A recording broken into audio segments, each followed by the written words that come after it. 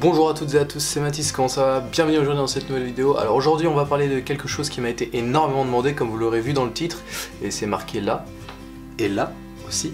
Voilà donc cette petite phrase est marquée à peu près partout sur mes réseaux sociaux, sur Twitter, sur Insta et tout ça. Voilà, beaucoup de personnes m'ont demandé qu'est-ce que ça voulait dire. Du coup je me suis dit, au lieu de dire vaguement ce que ça veut dire en live ou sur Snap, ça je me suis dit je vais faire une vidéo complète en racontant toute l'histoire de cette phrase. Et voilà, donc j'espère que ça vous plaira. Ça va pas forcément être une vidéo très drôle non plus, mais voilà, en ce moment je change, tu vois, j'essaye de faire plein d'autres vidéos, comme par exemple la vidéo d'Urbex. Donc voilà, sachant qu'il y a, pour ceux qui me connaissent, ça c'est bien, ils savent que je suis fan d'un film.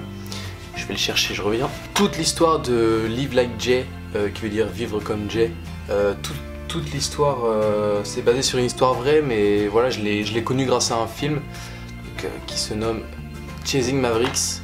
Je vais vous commencer par vous raconter depuis le début, par le commencement, hein. Ça peut être pas mal. Donc c'est l'histoire d'un petit garçon donc, qui s'appelle Jay Moriarty, d'où Live Like Jay, Jay c'est un prénom. Jay Moriarty qui emménage avec ses parents à Santa Cruz en Californie. Son père il est béret vert parachutiste et sa mère je ne sais pas trop, je pense qu'elle était au chômage mais je vais éviter de dire plus.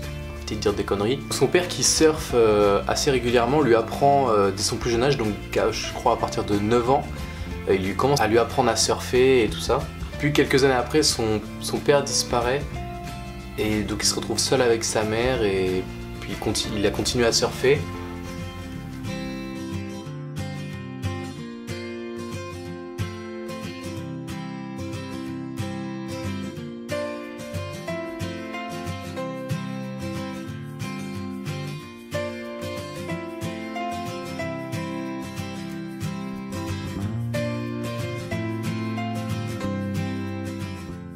C'est à ce moment-là qu'il découvre les Mavericks. Les Mavericks, ce sont des vagues de plusieurs mètres qui font à peu près la taille d'un immeuble de 5 étages, tu vois, à peu près, un truc comme ça. Et ces vagues, elles déferlent au nord de Santa Cruz, donc dans un spot, et je crois que c'est une ville ou un petit village, il me semble, je suis pas sûr, qui s'appelle Half Moon Bay. Donc Jay n'a forcément qu'une envie, c'est d'apprendre à surfer ces vagues, et aussi par la même occasion sortir avec son ami d'enfance qui s'appelle Kim. Alors il supplia un de ses amis proches, Frosty et Son. Donc il le supplia de lui apprendre, donc de le former pendant 12 semaines pour pouvoir surfer ses vagues avant la fin de la saison. Puis au fur et à mesure, Frosty devient de plus en plus important dans la vie de Jay, qui lui n'a plus de père, hein, donc forcément il passe ses journées avec Frosty à s'entraîner. Puis après, au bout des 12 semaines d'entraînement, que ce soit physique, mental et tout ça, donc l'heure est venue pour Jay d'aller à Half Moon Bay surfer ses vagues. Donc Jay monte sur sa planche et rame en direction de... C'est même plus des vagues quoi, ça fait la taille d'un meuble de 5 étages et puis il a peur, tu vois, il a le cœur qui bat, il a dans la tête que s'il tombe de la face de ce type de vague, c'est quoi, c'est une plaque de béton à 80 km/h quoi, si tu te prends la... T'imagines, bah c'est un immeuble de 5 étages quoi, c'est la même chose, donc si tu tombes, bah tu t'éclates, voilà, on va pas se mentir. Comme tout le monde, plus il pense à ça et plus il stresse, et juste à ce moment-là, une Maverick s'offre à lui, donc il se dit bah c'est ma chance quoi, donc il se tourne vers le large et il commence à ramer pour prendre ce monstre. Donc il se met debout et juste à ce moment-là il perd l'équilibre et il tombe.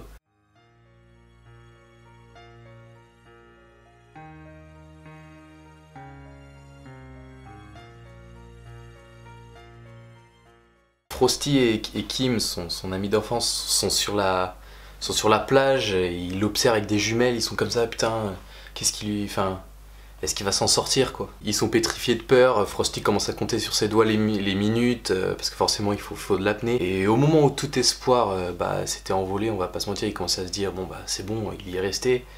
Et donc à ce moment-là, Jay remonta à la surface et réussit à remonter le long de son leash. Donc le leash, c'est la petite, vous savez, ce qui nous accroche le pied quand on fait du surf. Enfin, voilà, c'est une leash. Il remonte le long de son leash, un bateau vient le chercher et lui propose de monter sur le bateau, mais Jay veut pas, il veut qu'on lui redonne sa planche. Et il était là pour surfer les Mavericks quoi. Donc il a repris sa planche et il y est retourné. Il faut savoir qu'il est quand même resté plus de 5 minutes dans l'eau, comme s'il heurtait le béton à 80 km/h.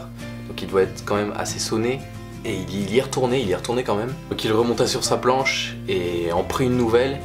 Et là, il a réussi à la prendre, donc il a défilé pendant je crois 16 secondes. Et 16 secondes sur une vague, c'est énorme. Et ce jour-là, Jim Moriarty n'est pas devenu célèbre pour avoir surfé une Mavericks à 16 ans, mais plus pour le courage et la force qu'il a fait preuve pour se sortir de ça et pour y retourner en plus. Il y avait vraiment une détermination vraiment forte. Voilà, il est devenu célèbre pour ça et non pas pour avoir pris une vague à 16 ans.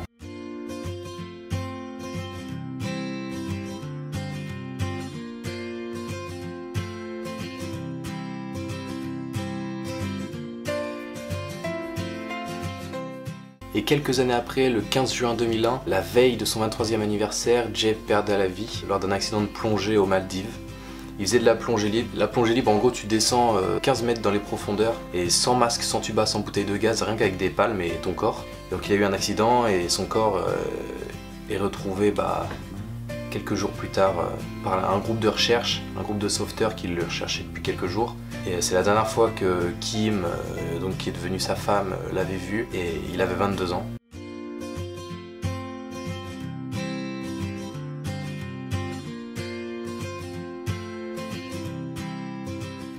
Et pour ça, quand tout le monde l'a su, un bel hommage a été réalisé à Santa Cruz.